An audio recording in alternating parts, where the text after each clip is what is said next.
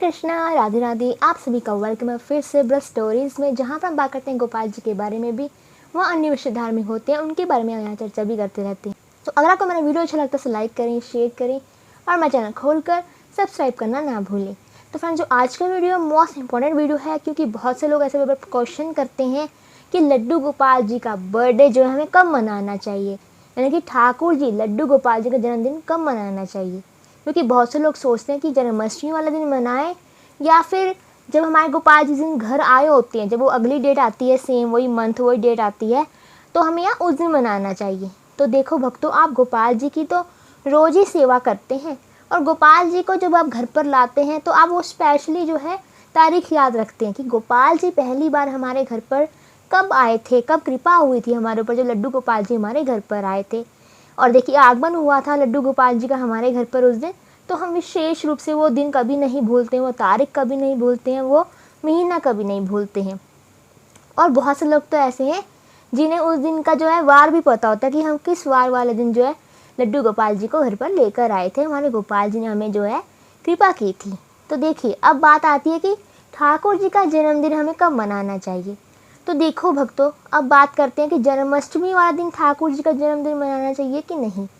तो देखिए, जो जन्माष्टमी है वो हमारे जो है उस वाले जन्मदिन से अलग है, क्योंकि उस दिन ठाकुर जी का, लड्डू गोपाल जी का, कान्हा का सृष्टि पर आगमन हुआ था।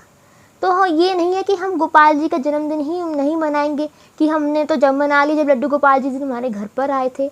तो देखो, जन्माष्टमी पे तो हर कोई ठाकुर जी का अभिषेक स्नान करवाता है, गोपाल जी को विशेष रूप से उस दिन जो है भोग लगाए जाते हैं। तो ठाकुर जी लड्डू गोपाल जी को विभिन्न तरह की चीज़ों से श्रृंगार किया जाता है, उनका जन्म कराया जाता है उस दिन, क्योंकि गोपाल जी हमारे जो श्री कृष्ण भगवान है लल्ला के रूप में जो है इस धरती पर आए थे और उनका जन्म हुआ था इस दिन, जन्माष्टमी वाले दिन। तो आपको पता है, आपको सब कथा ये पता ही होगी कि कैसे कैसे भगवान है, कैसे कैसे लीला हुई और अवतरित हुए इस दिन, यानी कि जन्माष्टमी वाले दिन गोपाल जी। तो देखिए, जन्माष्टमी अलग चीज़ है। और अब बात करते हैं कि हमें लड्डू गोपाल का जो बर्थडे होता है, यानी कि बर्थडे हम किस सेंस में कहते हैं कि जिस दिन लड्डू गोपाल जी हमारे घर पर आए हों, उनका आगमन हुआ है। तो देखिए, अगर आप लड्डू गोपाल जी का जन्मदिन मनाना चाहते हैं तो अलग बात है, तो आप मनाइए अच्छे से। जैसे कि आप डेकोरेशन करना चाहते हैं घर में, करिए। पकवान बनाना चाहते हैं गोपाल जी के लिए, बनाइए। बहुत से लोग सत्संग कराते हैं उस दिन, पाठ पूजा करवाते हैं कि गोपाल जी का जो हमारे आगमन हुआ था घर पर। तो देखिए, वो अलग चीज़ है, जन्माष्टमी अलग चीज़ है। तो आप जिस दिन भी लड्डू गोपाल जी घर पर लाए थे, अगर आपको वो दिन रात जो है याद है कि आप कब लेकर आए थे, किस तारीख को लेकर आए थे, तो उस दिन बर्थडे आप ज़रूर मनाइए।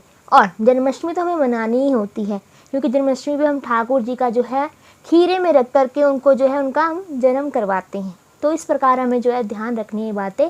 और जैसे कि बहुत से मन में भक्तों के ऐसा रहता है कि हम कब जन्मदिन मनाएं, तो अगर आपको लगता है कि आपको याद है वो दिन, तो आई होप आप सभी को याद रहता होगा गोपाल जी किस दिन हमारे घर पर आए थे।